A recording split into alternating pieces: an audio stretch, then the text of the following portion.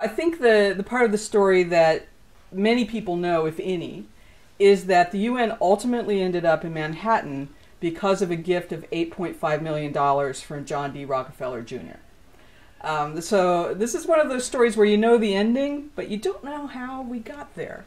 And it really was a very quick sequence of events at the end of 1946 that could have turned out differently. In fact, by the fall of 1946, the public relations disaster in the New York suburbs for the UN had gone on long enough that the UN started looking around again. Where else can we go? Because they had been meeting, the General Assembly had been meeting in Queens. The traffic was terrible. The delegates all wanted to be in their offices in Manhattan. They didn't want to go either to Flushing Meadow or to Lake Success on Long Island, which is where the Secretariat offices were. And they were pretty fed up with it, and there was some talk that they might even go back to Europe, which of course the American government did not want to happen. So there was a little bit of a reopening of the process. And they went out site searching again, and they revisited San Francisco, where they had had their first conference.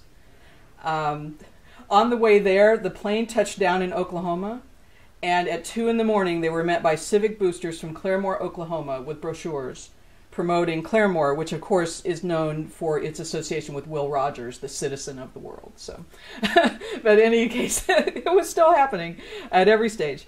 So they revisited San Francisco, they revisited Boston, and for the first time they came to Philadelphia, which had been promoting itself from almost the very first. And they liked Philadelphia a lot. Philadelphia was on the verge of being selected, actually, to be the permanent location for the United Nations. And it was at that moment that the call went out to Nelson Rockefeller.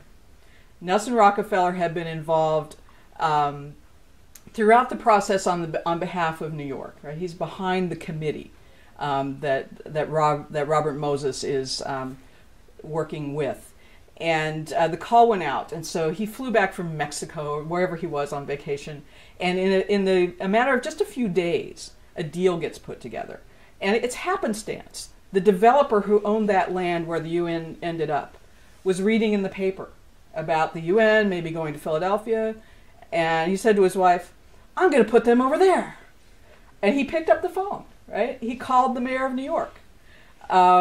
And the pieces came together between the New York City government, the booster committee, the Rockefeller money, an architect who was working for both the Rockefellers and for this developer who was offering the property. And Nelson Rockefeller and the Rockefeller family actually put together a deal at the last minute to put the UN on their property in Westchester County as one of the possibilities. But then John D. Rockefeller Jr., who's Nelson's father, asked him what did he think was the best location. And by that point, he was convinced that it was the site in Manhattan on the East River. And and then his father said, "Well, why don't we give the money for that to be purchased?" And so, you know, for all of the story about geopolitics and boosterism and, you know, the global nature of what was happening, it was local decision making and resources that brought the end to the story. And that's how we ended up with the United Nations in Manhattan.